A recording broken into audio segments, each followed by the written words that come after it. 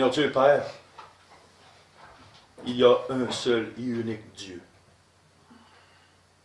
Et c'est toi. On veut t'adorer ce matin. On veut te louer comme tel. Quand on regarde tout ce qui a été fait, tout ce qui s'est fait, tout ce qui existe autour de nous, la création, on peut considérer comme on est un grain de poussière dans l'univers. Qu'est-ce que l'homme pour que tu te souviennes de lui? Une vapeur, un rien du tout. Seigneur Dieu, quelle folie de s'élever devant toi. Quel manque d'humilité. Toute ta personne est glorieuse, magnifique. Tout ce que tu es est grandiose. Et nous, on est chair et on va pourrir dans la terre.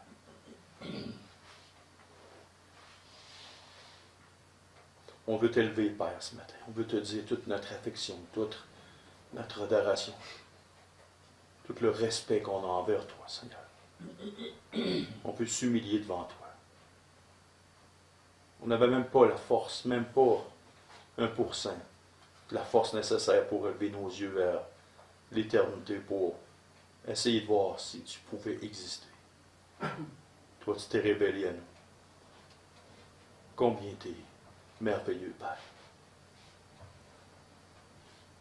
On veut prendre ce pain, Seigneur Dieu, Père, ce matin, qui nous rappelle combien ton Fils s'est humilié devant toi. Il s'est humilié jusqu'à la mort de la croix. Et avant le texte, ta parole, c'est marqué « Ayez en vous les sentiments qui étaient en Jésus-Christ ». Alors, Père, ce matin, donne-nous avoir ce sentiment d'humilité, ce sentiment d'hommes et de femmes, de jeunes, de moins jeunes, qui sont là, qui ne sont rien devant toi.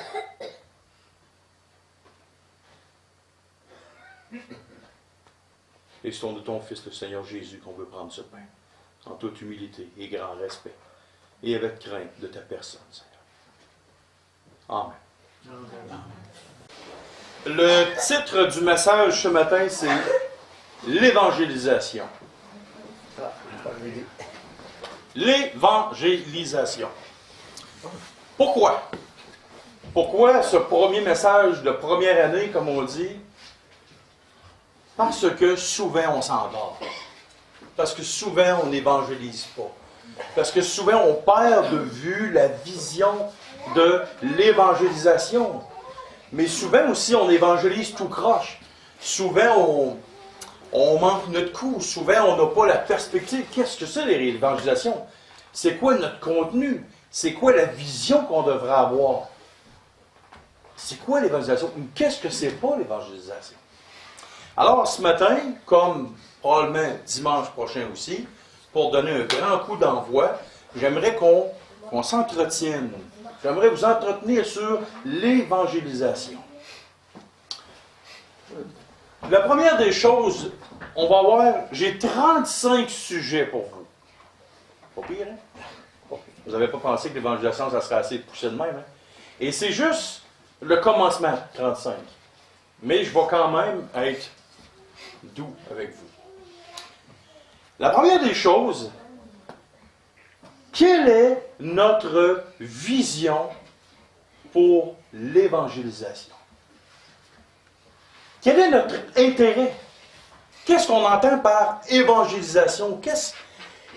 C'est quoi notre vision, notre intérêt pour les gens qui périssent? Je pose la question à quelqu'un dans la salle et à vous tous. Si vous verriez un homme ou une femme attacher un enfant sur une chaise, mais bien comme il faut, bien attaché, qu'est-ce que vous diriez? J'espère que vous allez plus réagir que ça. OK. Maintenant, cette personne-là a un bidon de gaz et le prend et arrose l'enfant. Il se recule et il prend cette une bonne distance de peut-être une vingtaine de pieds et arrive avec une torche allumée. Et il crie tout haut, tout fort, « Je m'en vais mettre le feu sur cet enfant. » Quelle va être votre réaction? Oui, mon ami, pour moi, l'enfant ne sera pas défendu fort fort. Qu'est-ce que vous allez faire? On va t'endormir, arrête-moi ça tout de suite, là.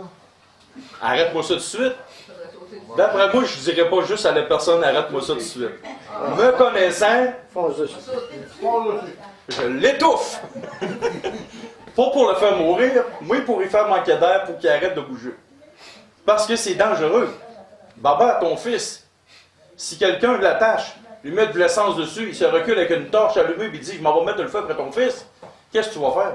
Non, ça va pas marcher, il faut entendre le feu. Non, je vais lui dire « Arrêtez ». Non, il ne pourra pas mettre le feu. Baba, il mourrait pour son enfant. Il dit hey, « mon ami, mon champion, tu ne mettras pas le feu ».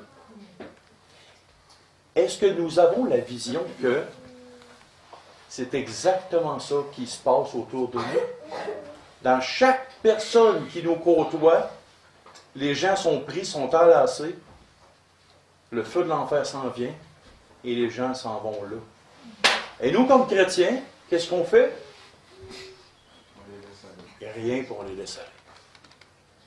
On en regarde la télévision. On ne leur dit pas. On n'en parle pas. On reste stationnaire. On s'endort. Quelle est maintenant notre vision pour les gens qui périssent et qui s'en vont en enfer? On n'a pas de pouvoir des arracher. On n'a pas le pouvoir des envoyer là. Mais on a le pouvoir de quelque chose, par exemple. On en a toute une dans la bouche. La langue. On peut le dire. On peut le dire qu'ils s'en vont en enfer. On peut le dire qu'ils s'en vont dans un feu où il y a des pleurs et des grincements dedans. On peut le dire. On peut les avertir. Alors la première chose, renouveler notre vision de l'évangélisation. Renouveler notre vision que les gens vont un jour passer devant quelqu'un qui est assis, et ça va s'appeler le jugement du grand trône blanc. Si nos enfants ou nos proches parents étaient assis sur une chaise et que le feu s'en viendrait pour les brûler, on ferait tout en notre possible pour avertir, pour empêcher, pour arrêter cet homme ou cette femme qui voudrait faire ça. Alors, ayons la même vision pour ceux qui périssent et qui s'en vont en enfer. La deuxième des choses, et qui est reliée tellement proche, quelle est la mesure de l'amour que nous avons pour les gens qui périssent? Est-ce que nous pouvons aimer passionnément un pur étranger? Plus que vous allez aimer un étranger, plus que même que vous-même, plus que vous allez avoir à cœur d'évangéliser, d'avertir. Et c'est notre manque d'amour pour ceux qui périssent qui fait qu'on n'évangélise pas, qu'on ne va pas à tout bout de champ. Est-ce que quelqu'un peut vous dire, ou avez-vous déjà entendu quelqu'un dire « Ah non, je ne m'en vais pas le voir, lui, il va m'évangéliser ». Est-ce que quelqu'un vous fuit parce que vous l'évangélisez? Si les gens ne vous fuient pas, parce que vous évangélisez pas. C'est 1 plus 1, ça va 2. Ça fait 2. Si les gens vous fuient, sans que vous n'ayez rien fait, rien de mal, mais vous fuient à cause de l'Évangile, c'est un bon signe. Continuez. Vous êtes sur la bonne traque, comme on dit. Mais si les gens ne vous fuient pas, parce que vous êtes rien et inutile pour le service de Dieu, il y a un très mauvais signe là-dedans. Alors, si nous aimons, c'est marqué « Car Dieu a tant aimé le monde ». Est-ce qu'on peut prendre le mot Dieu et mettre notre nom à notre place? Car Robin, car James, car Brice a tant aimé le monde. La parole de Dieu nous dit « Soyez mes imitateurs comme je le suis de Christ ». Soyez les imitateurs de Dieu. Si tu imites Dieu, la première chose que tu devrais aimer et imiter, c'est son amour. Comment est-ce qu'on aime notre prochain? Christ est descendu pour des gens impies, pourris, pervertis. Il a aimé les gens à mourir pour lui sur une croix. Nous, comment? C'est quoi la mesure d'amour que nous avons pour les gens qui périssent? Des purs étrangers qu'on ne connaît pas. Maintenant, troisième point, quelle est notre responsabilité devant Dieu par rapport à l'évangélisation? On va tourner dans Ézéchiel chapitre 3. Voici pour moi un texte qui en dit long. Et je vous inciterai à méditer chapitre 2 et chapitre 3 au complet chez vous ce soir. Ézéchiel chapitre 3 à partir du verset 16. Au bout de 7 jours, la parole de l'Éternel me fut adressée en ces mots. Fils de l'homme, je t'établis comme sentinelle sur la maison d'Israël. Mais remplaçons la maison d'Israël par le Québec. On va appeler ça la maison du Québec. Ou pour ceux qui sont sur Internet, la maison de la place où ce que vous êtes. Bonjour tout le monde Internet. La maison de la place où ce que vous êtes. Mais nous, ça va être la maison de Québec. Au bout de 7 jours, la parole de l'Éternel me fut adressée en ces mots. Fils de l'homme, je t'établis comme sentinelle sur Québec. Tu écouteras la parole qui sortira de ma bouche et tu les avertiras de ma part. Quand je dirai aux méchants, tu mourras, si tu ne les avertis pas, si tu ne parles pas pour détourner le méchant de sa mauvaise voie et pour lui sauver la vie, ce méchant mourra dans son iniquité. Et je te redemanderai son sang. Mais si tu avertis le méchant, le Québécois, et qu'il ne se détourne pas de sa méchanceté et de sa mauvaise voie, il mourra dans son péché, son iniquité. Et toi, tu sauveras ton âme. Si un juste se détourne de sa justice et fait ce qui est mal, je mettrai un piège devant lui et il mourra. Parce que tu ne l'as pas averti, il mourra dans son péché. On ne parlera plus de la justice qu'il a pratiquée, et je te demanderai son sang. Mais si tu avertis le juste de ne pas pécher, et qu'il ne pêche pas, il vivra parce qu'il s'est laissé avertir, et toi tu sauveras ton âme. Chapitre 2, chapitre 3. Même le chapitre 2, quand tu regardes, on va aller voir au chapitre 2 aussi. On va rester au chapitre 3, verset 4. Et il me dit, Fils de l'homme, va vers la maison du Québec et dis-leur mes paroles. Car ce n'est point vers un peuple ayant un langage obscur, une langue inintelligible, que tu es envoyé. C'est la maison du Québec. Ce n'est point vers de nombreux peuples ayant un langage obscur, une langue inintelligible, dont tu ne comprends pas les discours. Si je t'envoyais vers eux, ils t'écouteraient. Mais la maison du Québec ne voudra pas t'écouter parce qu'elle ne veut pas m'écouter. Car toute la maison d'Israël a le front dur et le cœur endurci. Voici, j'endurcirai ta face pour que tu l'opposes à leur face. J'endurcirai ton front pour que tu l'opposes à leur front. Je rendrai ton front comme un diamant plus dur que le roc. Ne les crains pas, quoiqu'ils sont une famille de rebelles. Et il me dit, Fils de l'homme, reçois dans ton cœur et écoute de tes oreilles toutes les paroles que je te dirai. Va vers les captifs, vers les enfants de ton peuple. Tu leur parleras et qu'ils écoutent ou qu'ils n'écoutent pas. Tu leur diras, ainsi parle le Seigneur l'Éternel. Et tout le long du chapitre 2, qui n'est pas très long, ça dit qu'ils écoutent ou qu'ils n'écoutent pas. Toi, parle. Combien de fois dans ma vie j'ai vu des hommes, des femmes, pas écouter ce que j'avais à leur dire. Fuir ce que je leur disais. Ah, on ne veut pas t'entendre. Combien de fois j'ai distribué des traités? Ma responsabilité à moi n'est pas de voir des résultats. Ma responsabilité à moi, c'est de quoi? De le dire. D'en parler. Combien, selon vous, y avait-il de personnes qui entouraient Noé? Non, pas qui ont embarqué dans... Le nombre de personnes qui entouraient Noé? Des millions. On ne sait pas exactement le nombre. On estime à des millions. Combien qu'il y en a qui ont embarqué dans l'arche? Il s'est marqué que Noé était quoi? Un prédicateur de justice. Noé, c'est pas juste contenté de faire un bateau. Puis c'est sûr, certain que le monde ont dit, hey, Noé, faire un bateau dans un champ, qu'est-ce que tu fais là? Où t'es? Comment ça? T'es-tu rendu fou? Ah, mais Noé, il dit, il va mouiller. Il va y avoir un déluge, ça va remplir la terre. Hey, il n'avait jamais mouillé dans ce temps-là. C'est quoi l'affaire? Comment ça? Donc, les gens du temps de Noé riaient de lui. Mais lui, tout le long de sa vie, durant le temps qu'il était sur la terre, du journée qu'il était averti, jusqu'à la journée qu'il est rentré, que Dieu a fermé la porte de l'arche, Noé a été un prédicateur de justice. Il leur disait, il leur parlait. Mais qu'elles écoutent ou qu'elles n'écoutent pas, c'était pas de son problème.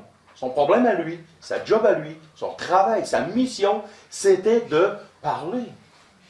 Donc, nous, la même chose que Noé, et c'est marqué qu'il faut quoi? C'est des imitateurs, c'est des gens de la foi, ça? Des héros de la foi? C'est pas marqué dans l'Épître d'Hébreux 11 qu'il faudrait imiter ces hommes-là? Donc, le résultat ne nous appartient pas. On a une grande joie quand on voit un homme ou une femme, un jeune, un plus vieux, être converti, venir au Seigneur. On se réjouit. Mais nous, notre job à nous, c'est de ne pas de voir des résultats. Qui connaît quel ami fidèle et tendre nous avons en Jésus-Christ? Un chant, ça? Oui, c'est un chant. Qui connaît l'auteur? Non. Moi, je ne connais pas l'auteur. Qui connaît l'histoire de son auteur? Pendant toute sa vie à évangéliser, il n'a jamais vu aucune conversion. Il s'est promené partout aux États-Unis. Partout. Il n'a vu aucune conversion. Il y a 2 hommes après qui sont venus.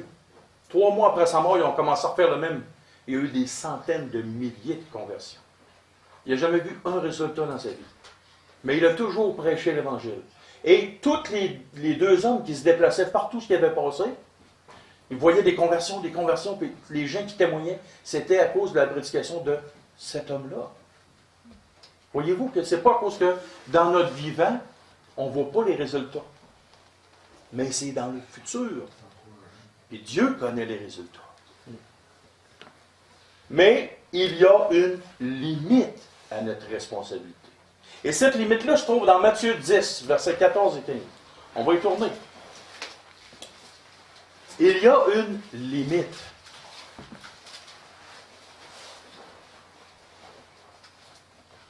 Même on pourrait commencer à partir du verset 11 jusqu'au verset 15. Dans quelque ville ou village que vous entriez, informez-vous s'il trouve quelques hommes dignes de vous recevoir, et demeurez chez lui, jusqu'à ce que vous partiez. En entrant dans la maison, saluez-la, et si la maison est digne, que votre paix vienne sur elle, mais si elle n'en est pas digne, que votre paix retourne à vous. Lorsqu'on ne vous recevra pas, et qu'on ne vous écoutera pas, on n'écoutera pas vos paroles, sortez de cette maison ou de cette ville, et secouez la poussière de vos pieds. Je vous le dis en vérité. Au jour du jugement, le pays de Sodome et de Gomorrhe sera traité moins rigoureusement que cette ville-là. Donc, il y a une limite à notre responsabilité. Et ça ne donne rien de s'acharner. S'acharner. À un moment donné, les gens disent, non, on ne veut pas te recevoir, on ne veut pas t'écouter, on ne veut rien savoir de toi. Respectons les gens qui ne veulent pas nous entendre. Passons d'une autre ville, d'un autre lieu, une autre personne. On avertit 1 fois, 2 fois, 3 fois, peut-être 10 fois.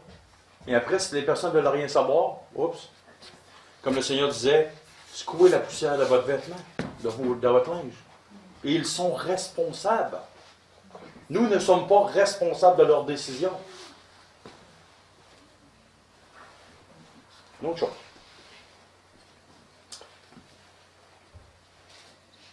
Tournons dans Matthieu 28. Bien des prédicateurs auraient commencé par ça. Moi, je ne sais pas, je vais plus loin. Matthieu 28, verset 19.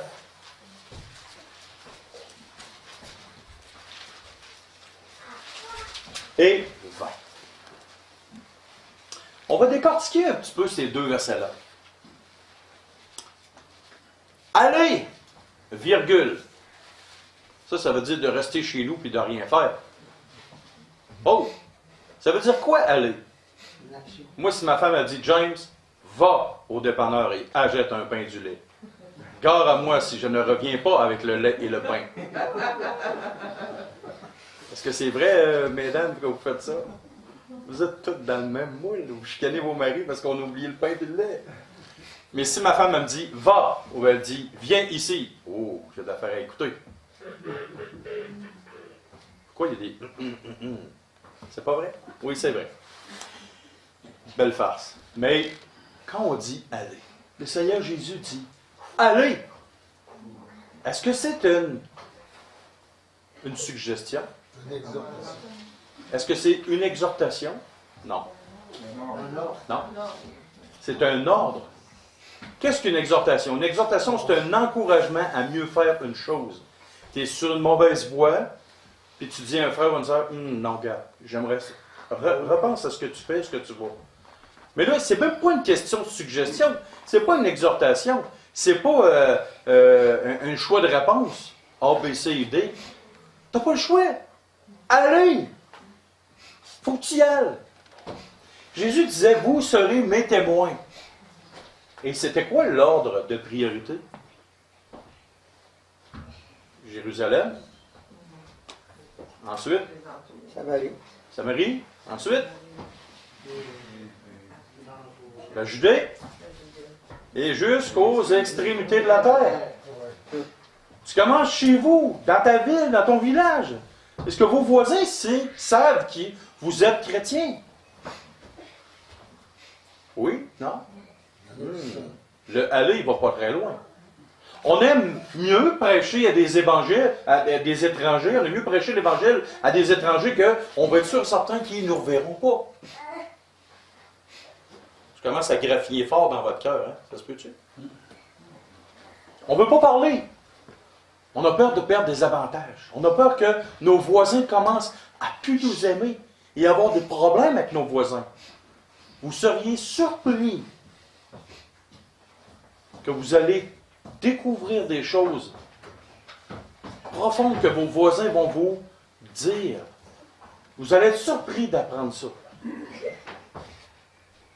Et s'ils vous haïssent, vous allez avoir une belle occasion de démontrer c'est quoi, si quelqu'un vous haït, de prier pour lui. De l'aimer encore plus que ça devrait être. Vous avez plein de belles occasions.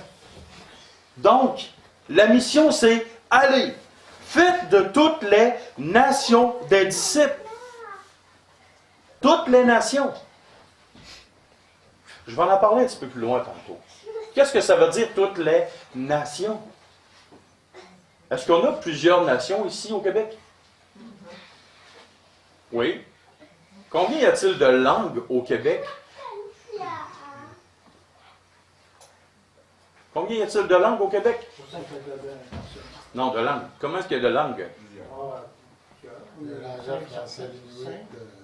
19.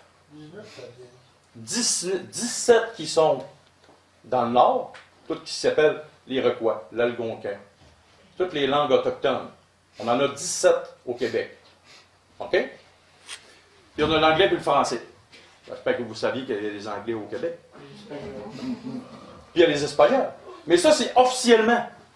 Mais encore là, le Frasie, dis-nous donc bonjour en fond. Vas-y. En fond Gandia. Il a appelé ça tout de suite, ça n'a pas été long. Hein? Non, j'avais toujours pratiqué avant. Voyez-vous, toutes les nations. Tu viens de quel pays, Baba? La Côte d'Ivoire. Brice? Hey, on a déjà 3 nations. Monsieur Lacasse, vous venez de où? Des États-Unis? Ah, on est rendu à 4. Y a-t-il quelqu'un qui vient d'ailleurs? Ah, toi, ta mère, elle l'a dit. Voyez-vous, juste dans notre petite assemblée, on a 4 nations. Puis, nous autres du Québec, c'est la 5e. Dans notre assemblée, il y a 5 nations qui sont réunies ici. Et si Valentina serait là, et Quentin serait là, eux autres, ils viennent de France, Quentin vient de France, et Valentina vient de la Colombie. C'est quoi qu'on attend? Ben, toutes les nations. Ça ne veut pas dire de partir et s'exiler dans le fin fond de l'Afrique ou dans le fin fond du Sud, de l'Amérique du Sud. Tu as des nations partout autour de toi. Le monde voyage. Fais de toutes les nations des disciples. Toutes. Tu as l'occasion d'être à côté. Juste à côté. Et c'est marqué aussi, En les baptisant au nom du Père, du Fils et du Saint-Esprit. C'est de vraiment, littéralement dire, OK, le baptême, c'est de prendre un engagement public. Ça nous demande aussi une implication auprès des gens. L'évangélisation, là, c'est pas juste dire des paroles, ça demande aussi du temps, de l'implication. L'évangélisation, ça peut se faire à long terme aussi. Témoignage, c'est une autre affaire, on va en parler. Et enseignez-leur à observer tout ce que je vous ai prescrit. Donc, ça demande du temps aussi. L'évangélisation, ça demande du temps, d'être proche. Tu as deux types de personnes qui font de l'évangélisation. Tu as l'évangéliste qui prêche l'évangile à une foule et qui ne revient plus. Généralement, le résultat de ça, c'est quoi? Il n'est pas trop fort. La plus grande masse d'évangélisation, c'est du contact un à un. D'être un à côté de l'autre, prendre du temps ensemble, évangéliser, ça se fait à long terme. On n'est plus comme en 1800, où ce que les grands prédicateurs prêchaient. À cette heure, ça ne marche pratiquement plus. C'est plutôt du contact un à un, prendre du temps avec les gens. Le cinquième point. Brice, parle-moi d'un repas de ton pays que je ne connais pas. Dis-moi juste le nom. Comment? Le mât? OK. Ça, c'est un plat, ça ressemble à un plat de spaghetti. Et il y a de la sauce à spaghetti dessus. Il y a sûrement des bananes, parce qu'en Afrique, les Africains, ils mangent tout le temps juste des bananes. C'est ça, un Brice, ça ressemble à ça, hein? Ben oui, il y a des olives en plus. Mais c'est pas ça? OK. Est-ce que j'ai passé pour un imbécile? Un fou, une personne qui ne sait pas pantoute de quoi il parle. C'est vrai, hein? Euphrasie, qu'est-ce que le repas? Explique-moi dans tes mots très simples, qu'est-ce que le repas, le mât? C'est comme des épinards, mais c'est pas la même sorte. C'est tout. OK? Voyez-vous, elle parlait de quelque chose qu'elle connaît. Mon cinquième point. Si vous ne savez pas de quoi vous parlez, qu'est-ce que vous aurez de l'air pour ceux qui vous écoutent? Tous les Blancs québécois ici, ils m'ont tous cru. Ah, ils savent de quoi ils parlent. Tous les Africains m'ont regardé en me dire, qu'est-ce que tu dis là? T'as pas de bon sens. Même les plus jeunes en arrière me disaient, tu parles en fou, un imbécile. Mais voyez-vous, l'importance de connaître en profondeur de quoi on parle. Un jour, je me rappelle, j'étais pas là. C'est des gars d'une usine avec qui je travaillais. Il y avait un gars les gars, ils allaient dans un bar, puis ils étaient tous ensemble, puis moi, je n'avais pas été. Là, le lendemain, les gars, ils riaient, puis ils me contaient quelque chose. Là, il disait qu'il y avait un de leurs amis qui avait été voir, dans une salle, il y avait peut-être 5-6 soudeurs assembleurs de structures d'acier.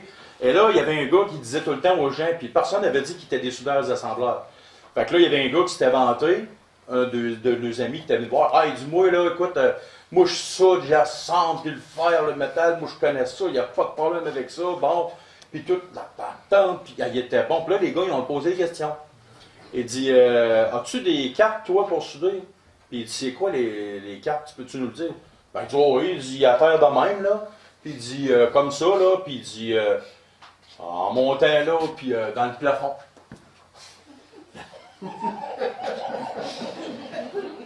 OK, maintenant, là, les gars, ils ont tous parti à rire. Ils disent, écoute, regarde, on travaille tous chez Styrométal, puis on a toutes nos cartes.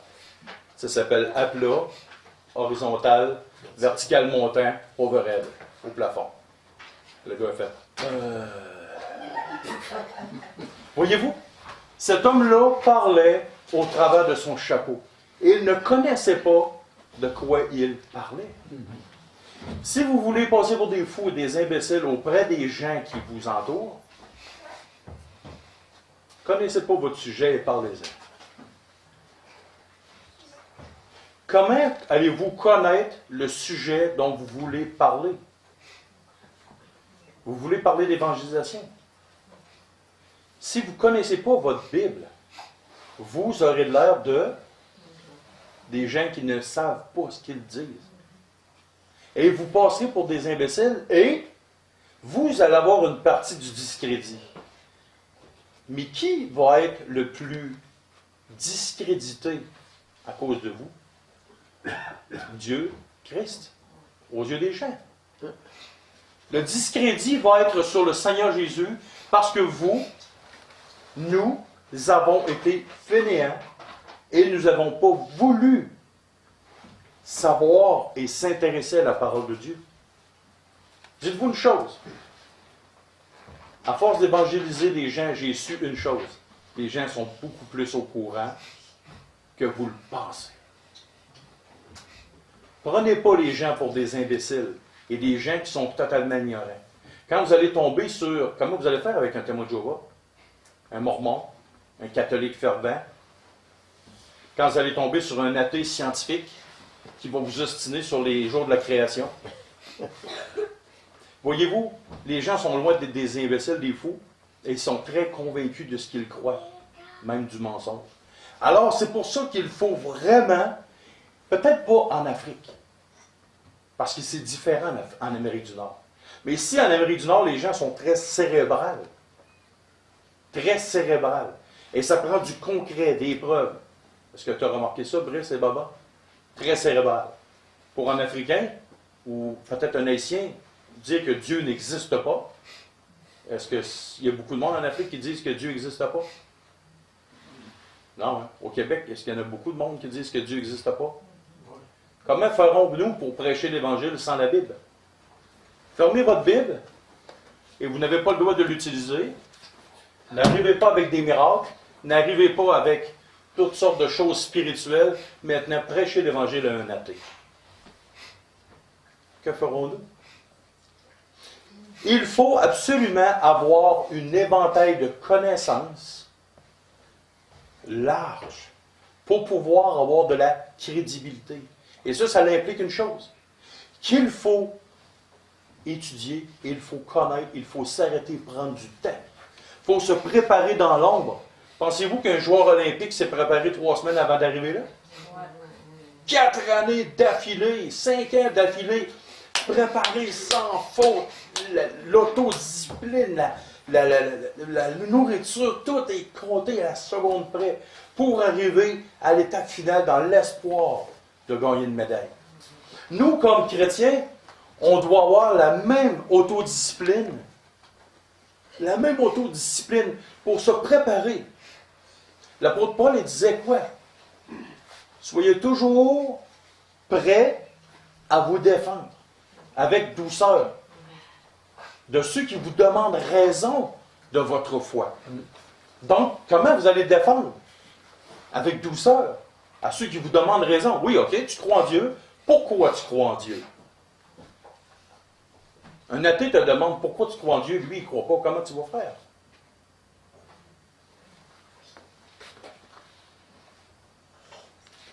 Un 6e point. On va avoir besoin de plus qu'un dimanche, je pense. Un 6e point. De ne pas avoir de préjugés contre les races, contre les cultures, contre les orientations sexuelles, contre les prisonniers, contre tous les êtres humains sur Terre. Pourquoi? Est-ce que les homosexuels, Dieu les aime autant qu'il nous a aimés? C'est marqué qu'avant, dans la parole de Dieu, qu'est-ce qui est plus grave entre l'acte d'homosexualité et le mensonge aux yeux de Dieu? Il y en a un qui est visible, puis que l'autre, on l'entend. Qu'est-ce qui est plus grave entre la convoitise de la chair, un homme qui regarde une femme pour coucher avec elle dans son cœur, ou l'homosexualité ouvertement devant les autres? Qu'est-ce qui est le plus grave aux yeux de Dieu? Ils sont pareils. Donc, chaque homme est pécheur devant Dieu. Il y a des péchés qui sont visibles et il y a des péchés qui sont intérieurs. Et il y en a beaucoup plus, je pense, qui sont intérieurs qu'extérieurs. Ou, du moins, c'est pas mal égal. Parce que ce qu'il y a de mauvais dans le cœur de l'homme. Donc, pourquoi, comme aux États-Unis, dans plusieurs années, il y avait des hommes blancs qui refusaient de se réunir en assemblée avec des hommes noirs. Quelle folie! Sur les 900 femmes de Salomon, qui était la plus belle? Une femme noire, la Sunamite. Le Cantique des Cantiques a été réservé pour cette femme-là. Une des plus belles femmes que Salomon avait sur les 900. Voyez-vous, la race, la culture, l'orientation sexuelle n'a aucun rapport avec notre évangélisation. Ils sont des êtres humains en perdition qui s'en vont en enfer pour l'éternité. Est-ce que c'est à cause d'une personne qui commet un péché qui s'en va en enfer, ou c'est pour avoir refusé Christ comme son sauveur personnel? Leur péché sera la gradation des souffrances en enfer. L'endroit où ils s'en vont, c'est à cause que Christ n'est pas dans leur vie, à cause que Christ n'est pas leur sauveur. Donc, il y a des gens qui sont homosexuels. Il y a des gens qui sont noirs. Il y a des gens qui sont blancs. Des gens qui sont bridés. Des Chinois, des Asiatiques. On s'en fout. Ce qui compte, c'est le salut de leurs âmes. Des hommes et des femmes qui sont homosexuels peuvent changer.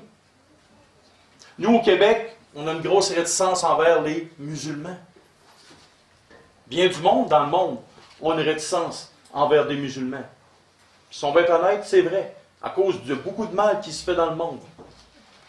Mais saviez-vous qu'il y a un pays islamique où 70 mosquées sont devenues des assemblées évangéliques?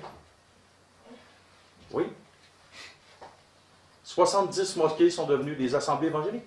Savez-vous que dans ces pays-là, ils ont 80 baptêmes à tous les 3 mois? Parce qu'il y a des gens qui ont un cœur pour les hommes et qui mettent de côté la race, la culture, les religions, ils mettent tout ça de côté. Ils voient le cœur humain. Ils voient l'âme. Ils ont un amour profond envers ces hommes-là. Un amour profond envers ces hommes-là.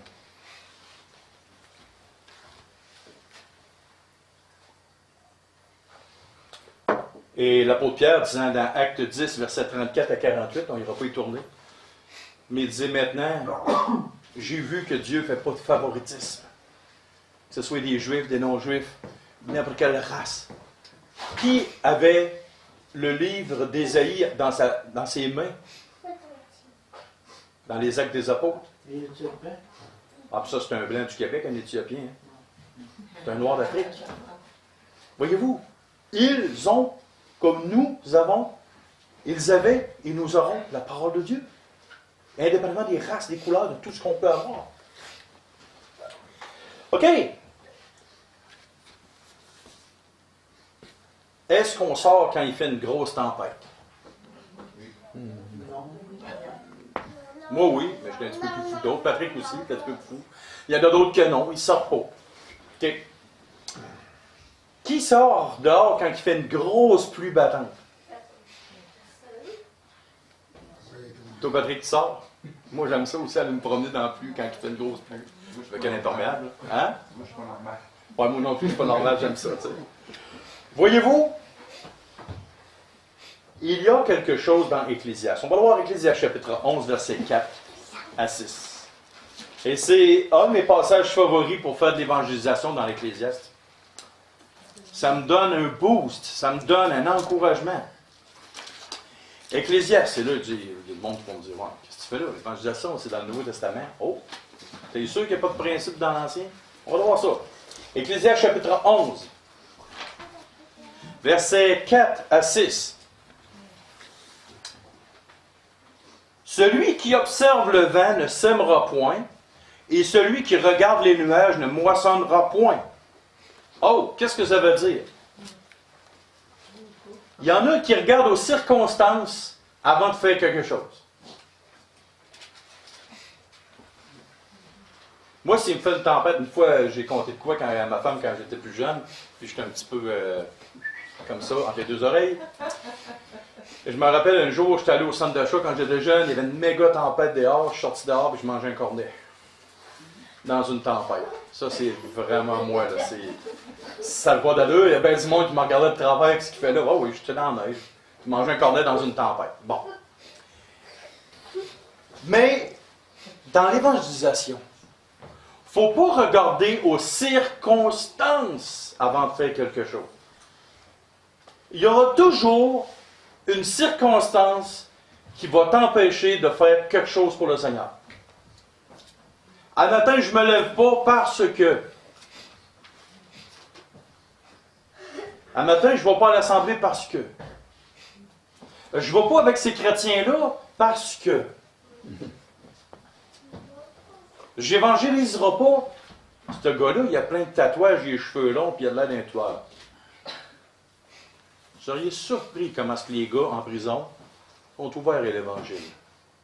Mon rêve un jour, c'est d'aller en prison. Pas parce que j'ai fait de quoi de mal, mais d'avoir une communication pour rentrer au pénitencier et d'aller prêcher l'Évangile.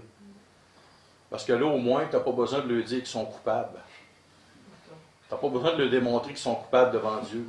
Ils sont là parce qu'ils sont coupables. Fait que tu es capable de passer tout de suite à l'étape, il y a moins de travail à faire. Voyez-vous? Il ne faut pas que tu regardes aux circonstances. Il faut que tu regardes au cœur. Je vous le pose la main. Est-ce que vous pensez que je suis pasteur? Oui. Oui. Si celui qui m'a prêché l'Évangile avait regardé aux circonstances, probablement je ne serais pas ici. Parce que si je m'étais fait poigner un petit peu plus tard, j'étais en prison. Parce que j'ai fait bien des choses graves dans ma vie. Je ne pensais pas que j'étais un meurtrier en puissance, là, puis j'étais un violeur d'enfants, c'est pas ça que j'ai dit là. Mais je n'ai fait pas mal assez pour me ramasser en prison. Si j'avais continué comme ça. Mais aujourd'hui, j'enseigne la parole de Dieu. Parce que la personne n'a pas regardé. Puis pourtant, je n'avais pas les cheveux longs, je n'avais pas de tatouage. Mais j'étais croche. J'étais perverti. J'en faisais des affaires graves. J'avais fait tout ce qu'il fallait, toute la recette était parfaite pour m'en aller en prison. Mais il y a quelqu'un qui m'a arrêté. Un homme en prison, Gérard Aspic. Gérard Aspic. Vous lirez son témoignage. J'étais un chrétien évangélique, aujourd'hui il est rendu pasteur. C'était un homme qui a passé 23 ans de temps en prison. Un noir. Le système carcéral n'est jamais venu à bout de lui. Il était pris dans une prison. Dans une isolation totale et complète. 23 heures sur 24, dans un trou, personne ne parlait. La seule chose qu'il y avait, c'était un matelas, une toilette, puis une Bible. Il s'est converti aujourd'hui, il est rendu pasteur, puis il est rendu en charge d'une orphelinat, puis il est ici à Montréal. Voyez-vous? Le cœur. Dieu regarde au cœur. Et il ne faut pas s'empêcher. Alors, regardez pas aux circonstances, mais parlez. L'apôtre Paul, il disait quoi? Prêche, insiste en toute occasion, favorable ou non. Prêche, insiste en toute occasion, favorable ou non. Parce qu'on ne sait pas de quoi ça peut virer. Et le restant du verset dit ici, « Celui qui observe le vent ne sèmera point, et celui qui regarde les nuages ne moissonnera point. Comme tu ne sais pas quel est le chemin du vent, ni comment se forment les os dans le ventre de la femme enceinte, tu ne connais pas non plus l'œuvre de Dieu qui fait tout. Dès le matin, sème ta semence, et le soir ne laisse pas reposer ta main, car tu ne sais point ce qui réussira, ceci ou cela, ou si l'un et l'autre sont également bons. »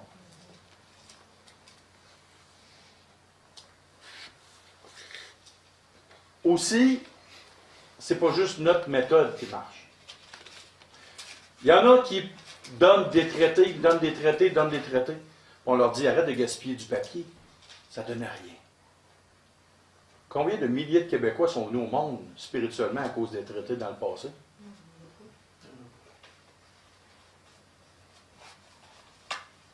Il y en a qui tripent sur l'heure de la bonne nouvelle.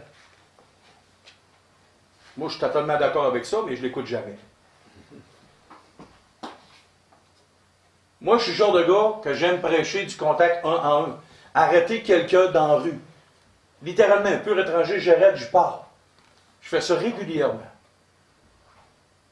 Mais il y en a d'autres que ce n'est pas leur modus operandi. Il y en a d'autres que c'est une autre façon d'évangéliser. Il n'y a pas une bonne ou mauvaise. Oui, il y a des mauvaises façons d'évangéliser. Mais concrètement, quand ça a du bon sens, ce n'est pas une mauvaise façon. Tu te rappelles, Euphraisie, quand tu as donné un carton à Lou-Marie? Oui. Ben, pas aujourd'hui, mais d'habitude, il est avec nous autres.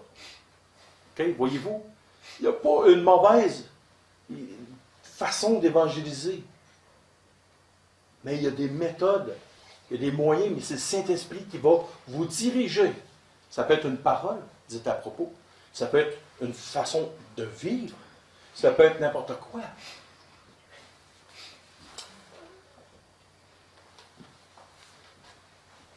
Est-ce que vous êtes habitué d'observer? Ou vous êtes comme le pasteur, vous avez une grande trappe? Malgré que le pasteur a une grande trappe, il observe beaucoup. On va le voir dans Acte 17, s'il vous plaît. Ouais, je vais avoir besoin vraiment d'un autre dimanche. Acte 17, versets 22 à 28. On va finir avec ça.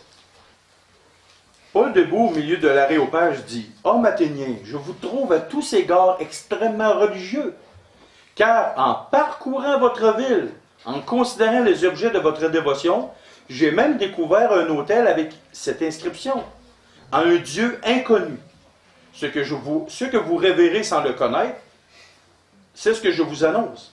Le Dieu qui a fait le monde et tout ce qui s'y trouve, étant le Seigneur du ciel et de la terre, n'habite point dans des temples faits de mains d'hommes, et n'est point servi par des mains humaines, comme s'il avait besoin de quoi que ce soit. Lui qui donne la vie à tous, la respiration et toutes ces choses. Il a fait tout ce que les hommes sortis d'un seul sang habitent sur toute la surface de la terre, ayant déterminé la durée des temps et des bornes de leur demeure. Il a voulu qu'ils cherchent le Seigneur et qu'ils s'efforcent de le trouver en tâtonnant, bien qu'il ne soit pas loin de chacun de nous. Car en lui, nous avons la vie, le mouvement et l'être. C'est ce qu'ont dit aussi quelques-uns de vos poètes. De lui, nous sommes la race. Voyez-vous, qu'est-ce que Paul s'est servi? Il s'est servi, et avoir remarqué que sa grande étendue de connaissances, il a observé quelque chose autour de lui, une circonstance qu'il y avait. Oh, il a vu quelque chose. Et il connaissait les écrits de quoi? Des poètes. D'un de leurs poètes. Il connaissait aussi les Écritures, et il a mis beaucoup l'emphase sur les Écritures. Voyez-vous, il a observé. Il s'est servi autour de lui de ce qu'il voyait. Et il a parlé de la profondeur des Écritures. Trois choses. Il a observé, il s'est servi de quelque chose, il s'est servi aussi des Écritures, de ce qu'il connaissait, et aussi il s'est servi de la parole de Dieu pour amener les gens à avoir un cœur ouvert. Exemple, vous voulez parler à un athée qui ne croit pas en Dieu, que Dieu n'existe pas. Vous lui dites, as-tu déjà été bûché du bois? Oui ou non? As-tu déjà cassé une branche? Tu dirais, écoute, si tu coupes un arbre, si tu en coupes 25 ou 50, il n'y a pas un arbre qui sent la même chose. Chaque arbre a une senteur différente. Selon toi, est-ce qu'une explosion peut placer toute l'odeur dans chaque arbre différemment? L'explosion, c'est un bang, ça explose. Moi, après ça, j'ai rien vu d'autre. Mais comment la saveur des fruits est arrivée là? Comment l'odeur est arrivée dans les arbres? Comment l'odeur est arrivée dans chaque fleur? Les yeux, le nez, les oreilles, les trois choses du système humain. Comment on peut associer ces choses ensemble? Voyez-vous? J'ai amené l'être humain, j'ai pris un arbre, une fleur et toutes sortes de choses, connaissances scientifiques, mais aussi avec la parole de Dieu. Voyez-vous? Exactement comme l'apôtre Paul a fait, dans son temps, dans son époque. Il s'est servi de ce qu'il avait autour de lui. Et c'est pour ça qu'il faut être un fin observateur. C'est pour ça qu'il faut connaître beaucoup de choses, afin d'amener les gens à l'Évangile. On est rendu au 8e point, il en reste 35. Mais il y a plusieurs points qui, à moins que vous vouliez continuer jusqu'à 3 heures après-midi. OK, on va arrêter ça pour l'instant, mais il y a plusieurs autres points qui n'ont pas de verset biblique, mais il y a des choses qu'on va discuter. Prions. Seigneur Dieu et Père, on vient de parler de l'évangélisation. On veut te demander, Père, de renouveler en nous, chaque jour, cette vision d'évangélisation, cette vision de proclamer ta personne, ton œuvre, cette vision de parler des Écritures. De nous aussi, d'avoir un esprit renouvelé pour les hommes qui s'en vont à la perdition pour l'éternité. De nous aussi, Père, de ne pas s'attacher aux résultats, mais de s'attacher au travail que tu demandes de faire. Rappelle-nous de toujours avoir de l'amour pour les hommes qui périssent. Un amour ardent qui nous donne cette pitié profonde envers les gens qui périssent. Et on te demande ça au nom de ton Fils, le Seigneur Jésus. Amen.